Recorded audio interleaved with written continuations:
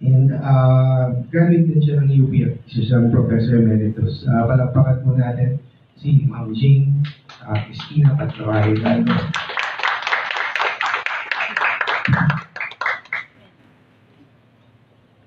morning. It's not really a lecture, it's just ito, I have it.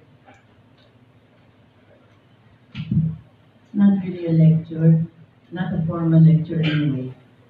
Charles told me that he specifically instructed us to have no PowerPoint presentation, so I don't have one. It's more of a conversation about the novel. So I have often said in my critical studies on the novel that my interest is in the form of the novel and in how the content, in other words, the story, gives rise to the form or seems imposed upon it. Obviously, the novel's effectivity is very much affected by whether or not the form seems to grow naturally from the story and thus invests it with a kind of inevitability. The novels in English, written by Filipinos, remain fairly conventional in form, even when they might be in the fantasy mode, like The Wounded Little Gods by Eliza Victoria, which was published in 2016, and The Quiet Ones by Glenn Diaz, and Smaller and Smaller Circles by F.H. Batacan. Glenn's novel was published in 2017, I think, and the other one, the one by Batacan, the new edition is published in 2016. Both are in the realist mode and employ fairly conventional strategies or techniques, although Batacan does employ some non-traditional strategies. The obvious exception is Alfred Hewson, who I see is going to be a panelist here, whose three novels, the most recently published being The Music Child and The Mahjong Queen in 2016, use a rich variety of strategies and techniques, drawn from both marvelous realism and postmodernism, as well as older strategies like the mock epic, and plays around not just with time and space, but with language as well. And of course, there's the Filipino-Canadian Miguel Sijuco, author of Ilustrado, published in 2010, who writes in a similar tradition. Another postmodernist expatriate writer whom we might mention in this connection is the Filipino-American Gina Apostol, whose novels are, whose latest novels are Gun Dealer's Daughter, published in 2009, and The Revolution According to Raimundo Mata, published in 2010. And there are two interesting novels written for young adults recently. Salimkit, a 1986 diary by Sian Abad Hugo, published in 2012, and What Things Mean by Sophia Peak, published in 2016. The title of the first one is self-explanatory, it's a diary. And the second has chapters which begin with dictionary entries and do not follow a linear structure. I mentioned those just by way of, giving you kind of context. But my presentation is not about those novels. It's about my own two novels, both of which are not conventional in form.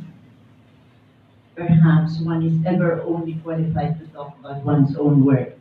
Or is it the other way around? Is one better qualified to talk about the work of others? Anyway, it has always been very difficult for me to talk about these two novels. I have an easier time talking about the short stories or the nonfiction. Perhaps you know I've done a lot of work in creative nonfiction. But these two novels, they're my problem children. I think that if I had not,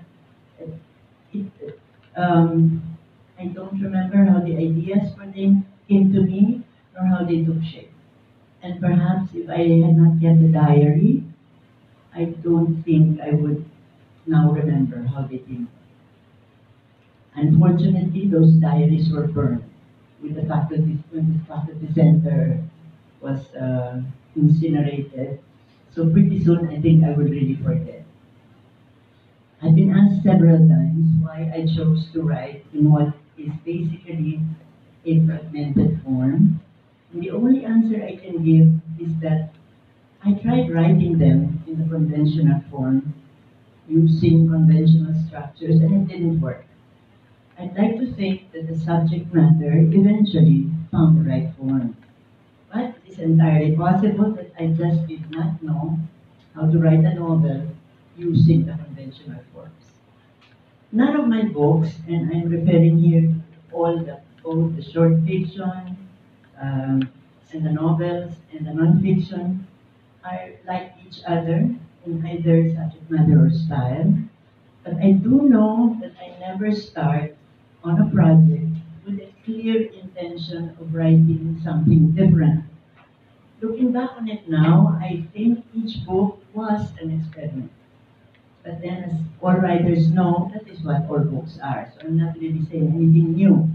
In each book, one attempts to find the right form for the idea, the emotion, the experience.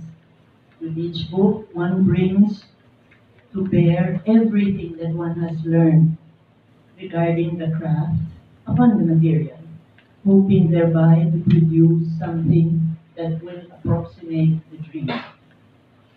I'd like to talk first about my second novel, A Book of Dreams. This novel tries to follow the character's search for faith in a faithless time through dream narratives that are interwoven with actual narratives and pages from the notebooks of one of the characters, which consist of tales, fragments of poetry, dreams. But I wanted all of these to be rooted in reality, specifically Philippine reality. I don't know if I succeeded. At some point during the writing of it, it occurred to me that perhaps the effect I was trying for was not possible. I wanted, on the one hand, to capture the evanescence and the um, evasiveness, the illusory quality of dream, but at the same time, reality, contemporary Philippine reality. And it occurred to me that maybe it can't be done. Maybe you have to choose one or the other. Um, my friends, who were also my colleagues in UP, told me during the years immediately after the publication of the novel that they tried to finish it, but they could not. They said it was too difficult. And my own husband asked me whether it was really my purpose to confuse the reader and to make it feel like a treasure hunt, where he has to find the clues and then figure out what it was I was trying to say, which of course was not my purpose. I think that this may have been the most daring of my books, and perhaps the most flawed. One critic said it was an anti-novel rather than a postmodern novel. I don't know whether when you say something is an anti-novel, is that a compliment or is that an insult? I have no idea. Anyway, A Book of Dreams was published in 2001. Recuerdo, my first novel, was published 5 years earlier, in 1996. It borrows from the traditional form of the epistolary novel. I wanted it to be a kind of woman's text, and I settled finally on letters. The idea of using email came much, much later. At the time that I was writing the novel, so remember it was 1996, I was not yet familiar with cyberspace, not familiar. And so I didn't know how to use links or hyperlinks or emoticons or even emojis or whatever, no? But the ignorance may well have been a blessing in disguise, because the novel would have become something entirely different had I, in fact, exploited the many aspects and features of email. The letters are all written by the main character, who is Amanda, woman in her mid-40s, to her 21-year-old daughter, Marisa, who is a student of UP. The book has been out of print for quite a long time now, although UP made it an e-book some years ago. And Book of Dreams is also out of print. That is the fate of all our books in the Philippines, literary books. Okay, so Amanda has left the Philippines 10 years earlier to work for an international aid agency after her husband was killed, and has decided now to return home with her daughter and son. But before settling down herself, she has accepted a one-year contract in Bangkok, needing the time by herself to sort out her life. In its present form, the novel took 1 year to write, but it has been a part of my life in various guises for many, many years. On July 1994, the story I wanted to write began to emerge a little more clearly. I wrote, I'm holding here from my journal, which still existed at the time. Something pushes me toward history. I wrote in my journal on July 19 of 1994. Maybe it's a kind of historical novel that I wish to write. No, not really. More like a tales my mother told me kind of thing, but as a novel, a kind of novel. Maybe I can't write a realist novel. Maybe I can't write a novel. Maybe I can write something like Woman Warrior by Maxine Hong Kingston. So that was the kind of the inspiration. So that is how Recuerdo got started. I knew that my mother had been writing her memoirs from the time she turned 80 using an electric typewriter. She wouldn't hear of an electronic typewriter. And later, when we tried to get her a computer, she said, absolutely not.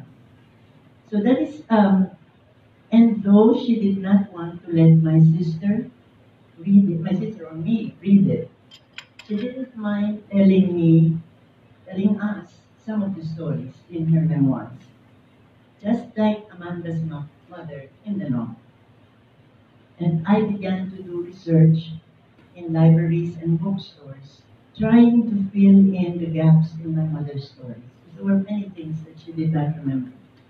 To my astonishment, I found some of my lost ancestors in those books, in the history books and stuff that I found in the libraries. So the novel began to take shape. I wanted to tell two stories, one about Amanda and one about her family. The family story is haunted by violence and death.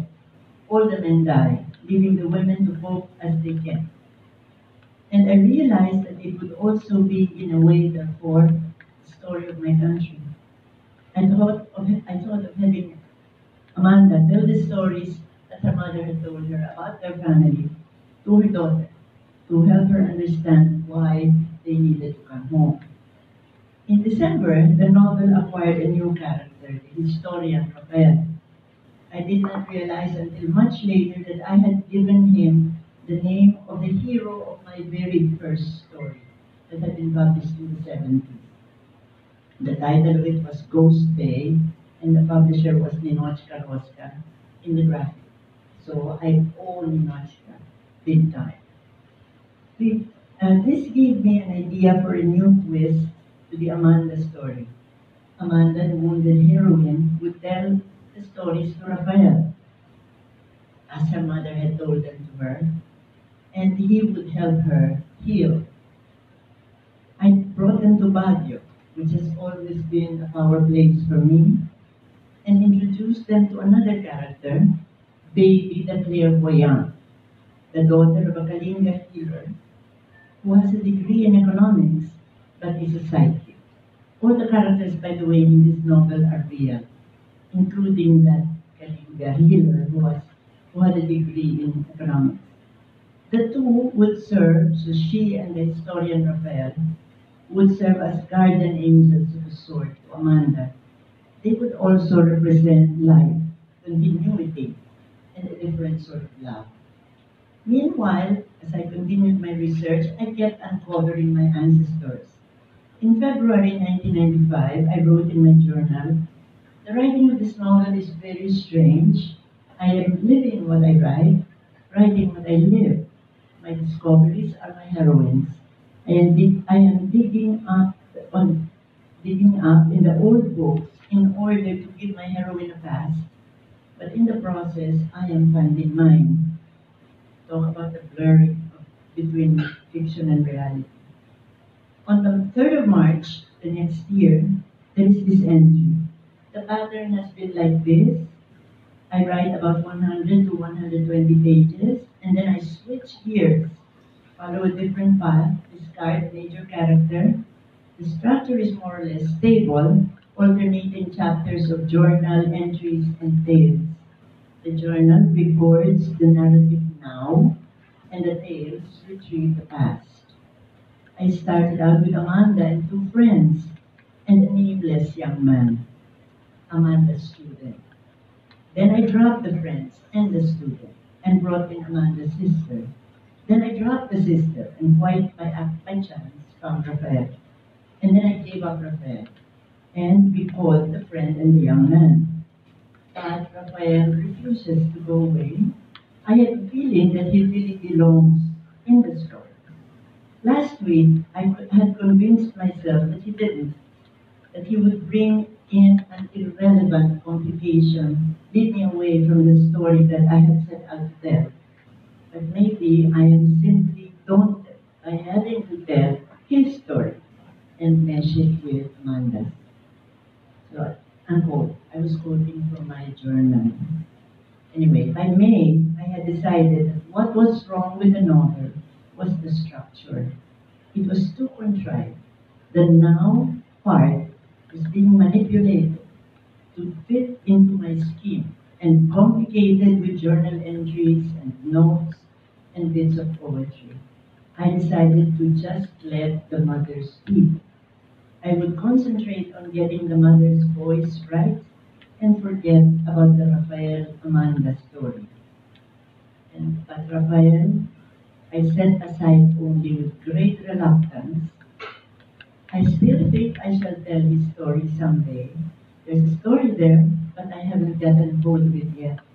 Perhaps because it is still happening. Sometime in July, Raphael returned with a vengeance.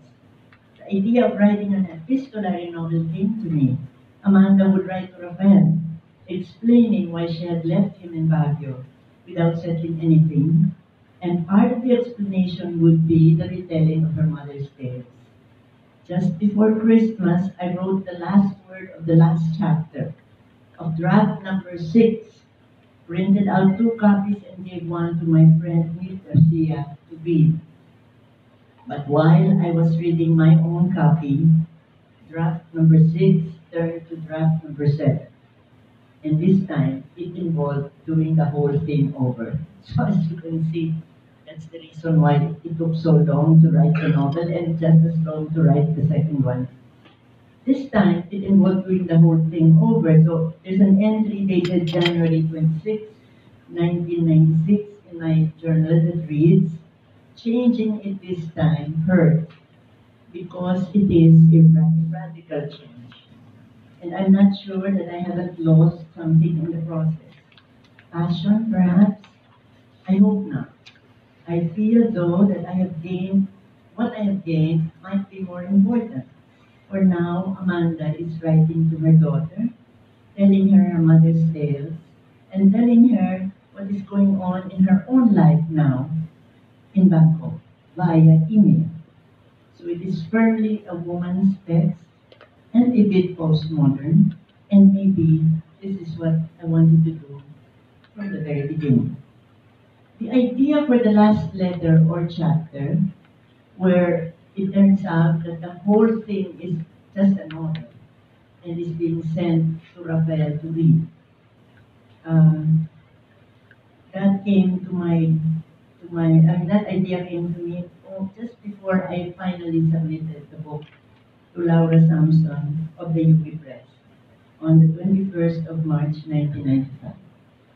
So this book has been reprinted several times by the UP Press, and it was among the first of the UP titles to be converted into an ebook. Just this year, Neil asked me whether I would be interested in a new edition. I was, of course, delighted, and because there are a few things that I would like to revise or alter. However, the structure will remain the same. And Neil told me specifically not to update it in terms of making it sound like it was written today. Like add, the email stuff. That can be done via email now. So it remains the way it was. And there are other things which will not be changed about the novel. I put in this novel, Recuerdo, many of the things I believe in, and many of the things I'm trying to understand and come to terms with. In a way, the novel has been, for me, a coming to terms with helplessness, first of all, both personal and political, with entrapment, with loss. It is about memory. When I wrote it, when I began writing it, I had just come home after living 15 years abroad, and it seemed like a mistake. When we arrived home, there was a coup, one of the many coups. The one where the Marcos cronies took over the Manila Hotel. There was also that massive earthquake that nearly destroyed Baguio. So I thought, God, why did we come home? It was coming to terms with helplessness. It's also about memory. It is about love. Love between men and women. Love of mothers for their daughters. Love for the beleaguered and benighted woman. And ultimately, it is about the strange connections between literature and life, connections which have become mysteriously, marvelously clear to me as I wrote the novel, and which I continue to discover to my growing wonder every day. I don't know whether that answers why I write in a fragmented fashion, but anyway, I think I do because what the stories I was trying to tell in both the novels could only really be told in that fashion. Right. That's it. Thank you.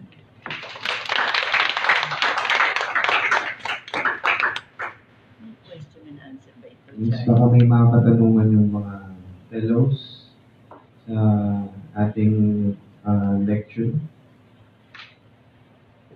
Huwag niyo sabihin sa akin, naubusan na kayo. Ayun, tumingin. Ayun, may mic sa harap. Hello.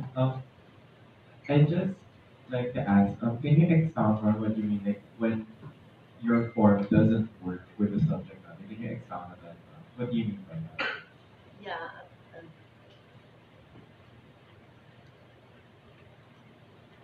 First, I have to say that I tried writing both stories in the conventional fashion, and it didn't work. Meaning to say, parang they became clunky. Because if you take the first novel, Recuerdo, ang dami-daming kwento, no? I was trying to retell all these stories that my mother had told me, beginning with the first ancestor. So that was, ano bang century, no? Anyway, during the Spanish times, no, there was the first ancestor was a Chinese who came to Manila by himself, and then there are like 5 generations afterwards. So yung conventional style, it seemed much too ponderous and clunky. So I thought it can't be done that way. It has to be told in separate, shorter fragments. And when I was trying to find what would be the best way of doing it, I tried yung basta fragmentary novel lang na kung minsan nasa memory, kung minsan nasa present, kung minsan gano'n, ano? Hindi din not work.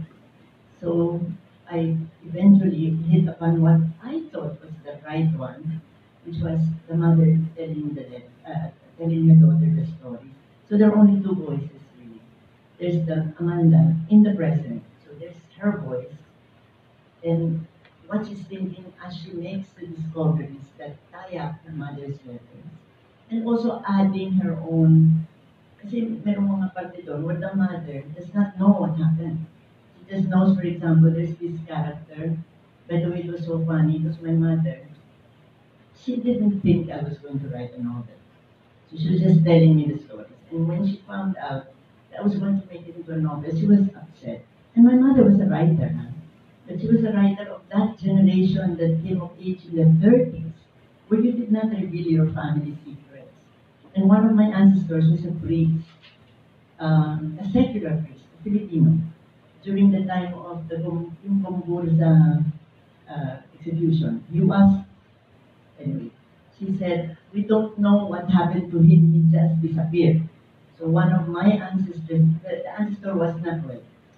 The one related to us was the woman who became his kabir. And she said to me, when she told me the story, do not tell your husband the story. And I'm like, why?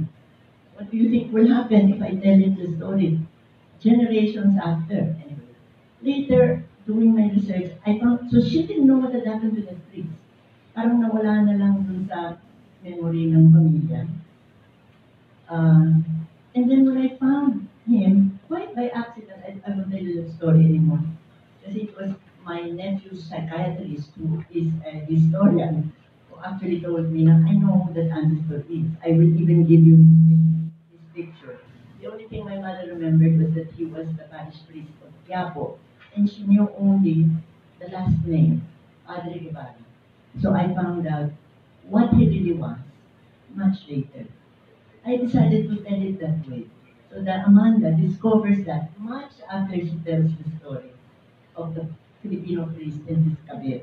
Ang nangyari pala doon, he was exiled to the Marianas. So, unlike Gomburza who were executed, some of the other secular priests were exiled. And then he disappeared. So I never found out what happened. The historian never found out either. So may ganyan eh. Yung ganun yung kwento, I decided to keep that within the story. So it would not have, I cannot imagine, now that it's written, I cannot imagine what would have been the better form than the form that I decided on, which is there's the I making some discoveries in the present, and then there is the mother telling the stories as she remembered they had been told to her by her own ancestors. Yun. Yung namang Book of Dreams, there are 5 characters. And each one, they're not, well, one character is secretly in love with the other one. And then that character who is secretly in love has a best friend who is gay. And that gay is connected to another character who, when he was still pretending not to be gay, they had a kind of relationship. Ganon, they are tenuously connected to each other, but they don't really interact in physical time. They intersect in dreams, in their dreams, and sometimes in the tales that one of the characters writes. The main character is called Angela, I think. Tagal na yun eh. Yeah, Angela. She's the one who is a professor of UP. Does it sound familiar? She's a professor of UP and she's writing what she hopes will be a novel. But so far, all she has is tales. And some of the tales they're all built around a church, which maybe is the UP chapel, maybe not. And fragments that are not tales, just fragments. And then there's bits of poetry from other women writers. So there was no way, again, I think, there was no better structure than what I used. Although, it confused me so much, I color-coded them. 5 characters eh. So ito, dream ni ganito, ito narrative. So yung iba narratives, actual narratives. Yung iba dreams, yung iba commentary ng iba. So I color-coded them using post-its so that I would know how much material I had for each one. And when the novel was, yung pwede naman tapusin ba? Makapal na. Pwede na. So, pinatay ko na yung something. Hindi naman siya namatay. But there's an end that, she's close to the end. And yun yung sinasabi ng husband ko, why would I assume that the color blue starts for death? Because that's what I intended, sabi ko naman. Sabi niya, yeah, but how would I know? Well, you will read between the lines, I said. Sabi niya, tama ako, treasure hunt niyan, di ba? Flew here, flew there, ganun. Eh, sabi ko naman, I'm not sure if that book is a success. Yung isa nanalo yung ng award, so I guess some people thought it was a success. Yung pangalawa, wala. It never won anything. It was only ever reviewed by one person who was my friend. Uh, but now, some scholars have already studied it, and my friends tell me when they teach it now, their students react positively to it. I think because your generation and the generation younger than you lives a fragmented life, di ba? Hindi naman kayo marunong ng long form, di ba? So, hindi, novelist pala kayo, so baka naman long form. But I found out that for many of my students, the long form means 1,000 words. Long form, 1,000 words. Flash fiction yun, di ba? So, yun. Does that answer you in a long-minded way? Long form, o pati sagot. Can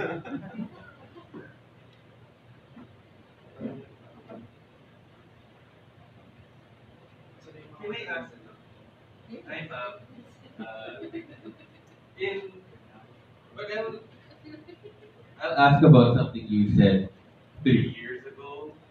We had a talk I said where? 3 years ago. 3 years. Had a panel discussion for. Oh no, that was just 2 years ago. Mango bread and that's good. You said that the novel travels, but we ran out of time, so there was no question and answer portion. So I wanted to ask if you could expound on that idea, the novel travels. You touched on it earlier when you mentioned Bangkok and Baguio, how the narrative requires the iba yung dagat, the iba kabilang bundok. You know, I'm sorry. What I said 3 years ago, I don't remember. And kung minsan, I speak about the same topic in different places, so I don't remember the context anymore. If what you mean is that the novel is set in different places, yeah. Is this something that, I mean, a lot of young people do a lot of traveling and to find themselves particularly? And I remember you mentioning Russian novels that have traveled for years across Russia. And I just wanted to ask about how this experience is different nowadays that we have planes. We don't need to travel for 60 days from one end of the country to the other anymore. Yeah, I was not naman alive when people had to travel by donkey or by camel or by boat, di ba? I'm not that old. I'm not still that old. Pero ng airplane. No, well, first I have to tell you that traveling was not my choice. I only got to travel because I married this man who I thought would always live in this country because he was a Marxist and a nationalist. And he was the last person I thought would suddenly decide to. But then Marcos happened, and martial law. And he got a job first with the think tank of Marcos because Marcos deceived us by saying that his was going to be a reform government. And then he co-opted a lot of the intellectuals who had been against him during the first Desert Storm, no, that included Oscar Rosca, Luis Teodoro, Ben Cervantes, etc. So at first, my husband worked for the Marcos government with DAP, Development Academy of the Philippines, and then he realized that what I have, this guy's lying, and so he decided to accept this job with UNICEF. So that's how I came to travel. Now, see, I don't remember the context in which I said the novel travels, no, because I remember that what I did say several times is that when I was living abroad, I could not write fiction because I think that for fiction, whether it be the short story or the novel, You need to be deeply rooted in the place where your novel is set, especially the novel. The novel creates a world. If you are, well, first of all, if you're traveling as a tourist, that is out of the question, because you don't know the place where you are. And even if you become temporary resident, as we did in these different countries in which we live, I cannot pretend to have ever gotten to know those countries well enough. So what I actually did is I turned to travel writing. So those of my stories, the fiction, that are set in Bangkok and Seoul and Lebanon, I wrote when we had already come back. So that's in my first collection, Ballad of a Lost Season. That's where some of those stories are. When I was traveling, when I was doing a lot of moving around the world, that's when I learned to write travel writing. This is the only form that made sense. You know, where you do not pretend to know the place where you are. You're really only making its acquaintance. Even if you live 5 years there, as I did in Burma, 4 years in some other country, Korea, yun, wala yun eh. You're really just a visitor. So, that's why, first of all, I read all the travel writing I could find. And there wasn't any written by Filipinos except Nick Joaquin and Kirima Colotan. They were the pioneers there. But the writing that they wrote was written as a tourist. So Nick Joaquin was allowed to visit what was then called the Iron Curtain. Behind the Iron Curtain, alam niyo yun. Hindi na nila alam, Roland. Yung Cold War eh. Yung the countries behind that were under the power of Russia. So Eastern Europe.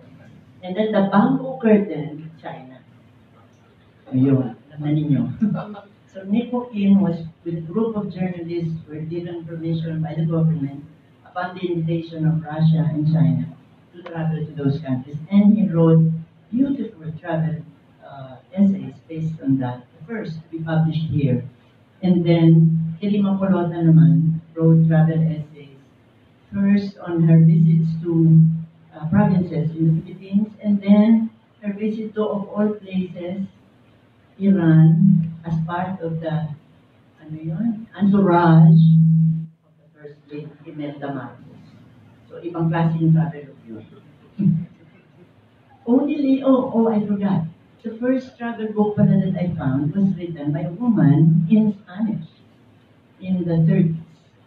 She was sent as a government representative to a conference. And she wrote a whole book about it, Notas de Viaje. And the reason I know about it is she gave my mother a copy of it that my mother passed on to me. So, and then in yung Vietnam War, ano bang 60s yun, no? 60s, 70s, the Vietnam War. Gemma Cruz Araneta, who with her husband, Tony Pet, Araneta, they had bought a graphic from the Roses family. And it became a very leftist magazine. This is pre-martial law, obviously. And Gemma and her husband traveled to Hanoi when the Vietnam War was going on. So she has a Hanoi diary. That's a very unusual book. Of course, it's out of print. I don't think anybody ever mentioned it anywhere. I think it's a very interesting book. So these are the early travel books that we have. But none of them were written from the point of view of a person who lived in the country, visited. So I thought that was my contribution to Philippine Letters. Meron ka bang travel writing? Sumulat ka naman. Ibigay mo sa UST published. Anyway, yun. So, hindi ko alam yung tinatanong. Hindi ko na maalala. Sinabi ko yun eh. Kasi nga, ang naalala ko sinasabi ko, you cannot write fiction in a country where you're not rooted. So, we were rooted in the Philippines. Kaya lang, the longer we stayed away, the farther the country seemed. And of course, the Philippines was changing drastically. during that time, nagkaroon nga ng, of course, those awful years under Marcos, and then nagka-people power, nandun kami sa Kathmandu when that happened, di ba? We believed it was God's punishment on us for having abandoned the country. We were not there, napaka-romantic na idea, no? God cared. He chose to punish us. So, yun. Tapos naging si Cory na nga yung president, and everything was changing. So, impossible to write fiction set in the Philippines for me at the time. So I returned to fiction when we had come back already, in the 90s. Last two questions, siguro. Yes. Go ahead. Hi, ma'am. You said, for A Book of Dreams, you said something about wanting to root the dream narratives in reality. Could you expound more on that? Yeah. Actually, there is a plot of sorts, and that plot is advanced in the parts of the novel that are actual narratives, meaning realistic, nangyayari yun, realist yung part na yan. So let's say, Angela walked down, I don't mention the streets so much, kaya nga mahirap yung grounded in Philippine reality, but I don't mention the streets, di ba? Because it goes against the other plan I had of making it all like fairy tale-ish and illusory, parang yung, ano ba yung kay Kita ng Palvino? City of Illuminations, yun? Invisible cities. Pardon? Invisible cities. Invisible cities, precisely. So, what I meant was Ortigas Avenue, kaya hindi ko binabanggit, no? So, she goes walking down that avenue and suddenly she finds herself encircled by lights.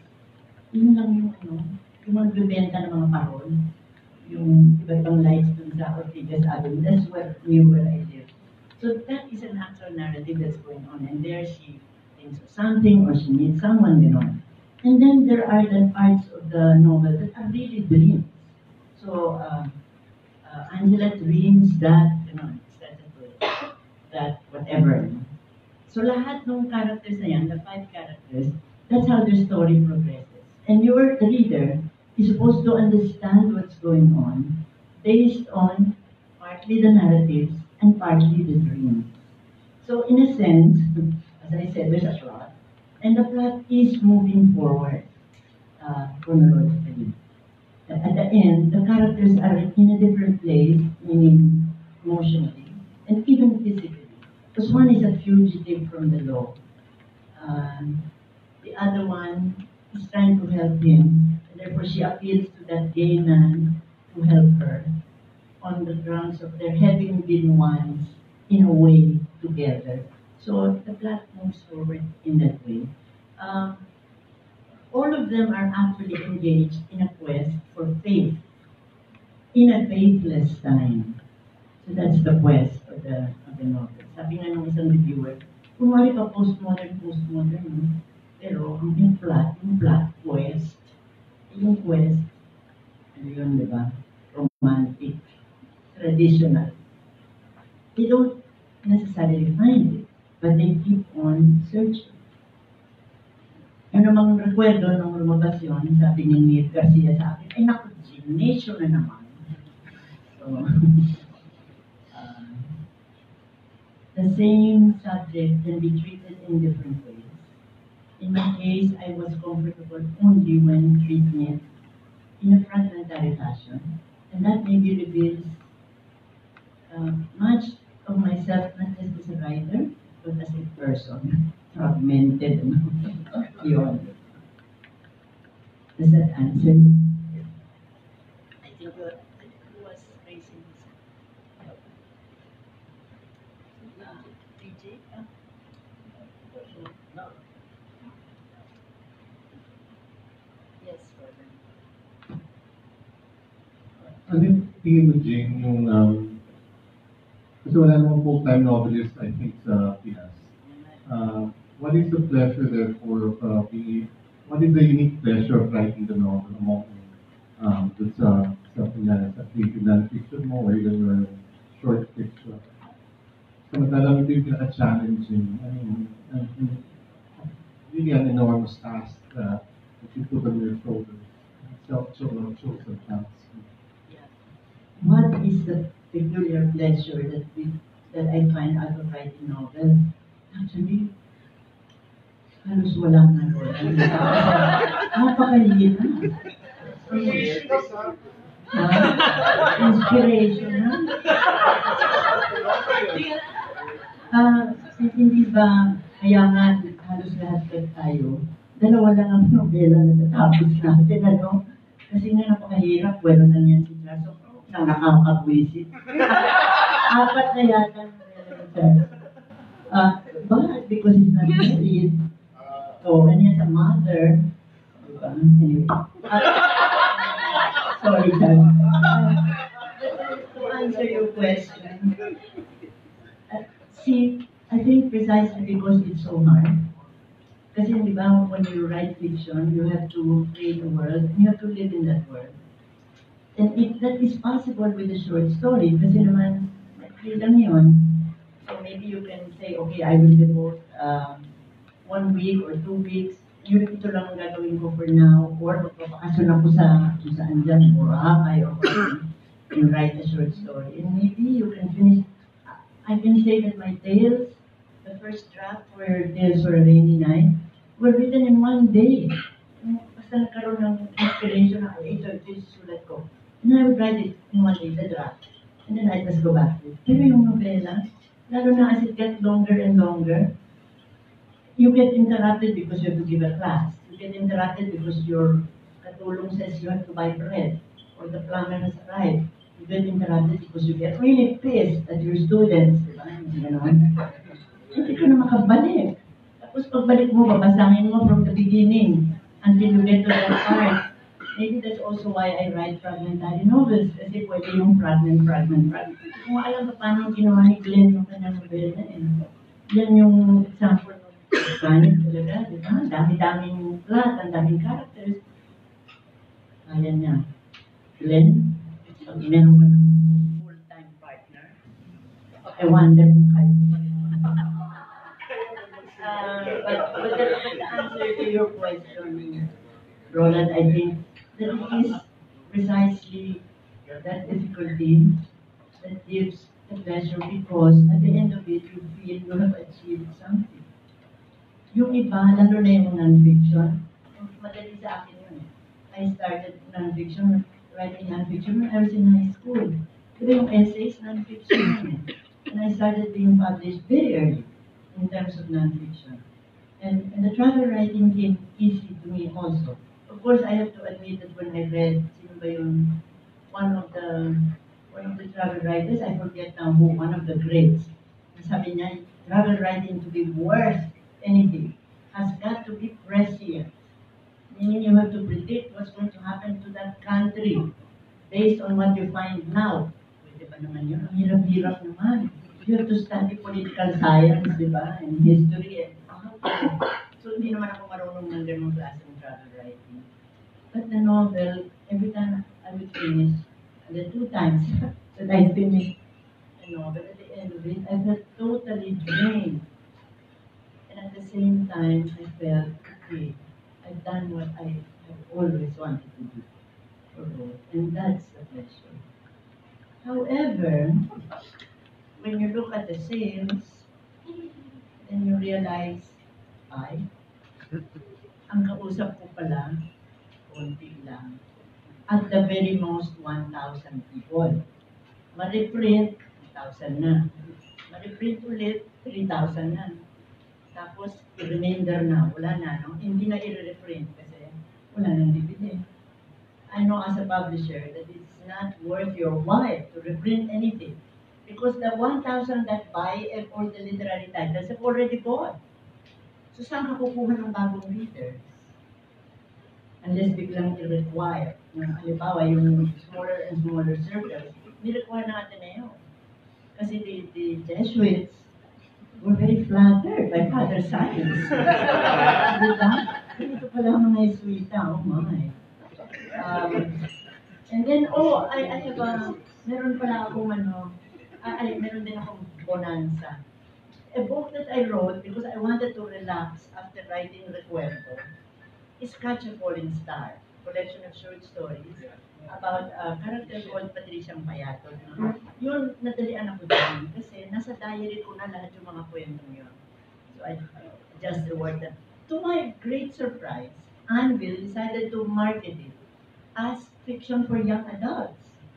Noong una na-insulto ako, I know you will get insulted kasi young adults kayo, ano? Kaya ang mga sinusulat ninyo, I think, yung mga binasa ko pang young adults yata, yung nasa folder ko. At the time that I wrote it, hindi naman kinikilala yung writing for young adults as a category. There was children's writing and then adult writing. So I did not write that for the animal called the young adult.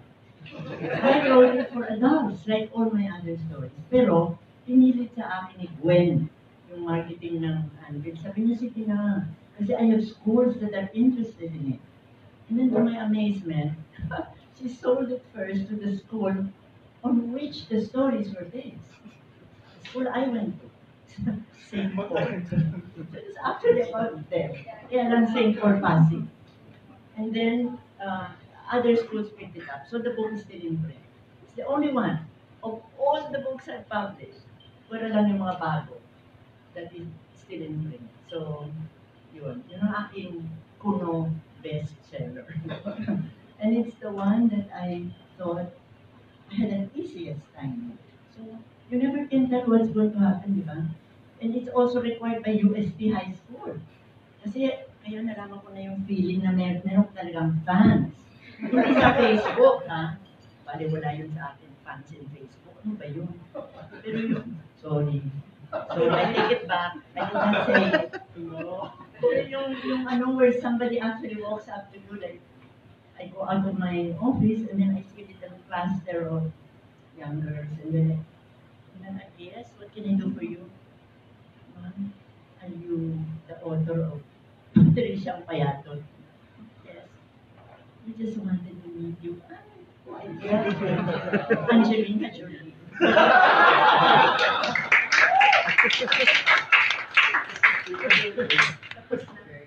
Wala nang katanungan. Palapakan ulit natin si Ma'am Jean.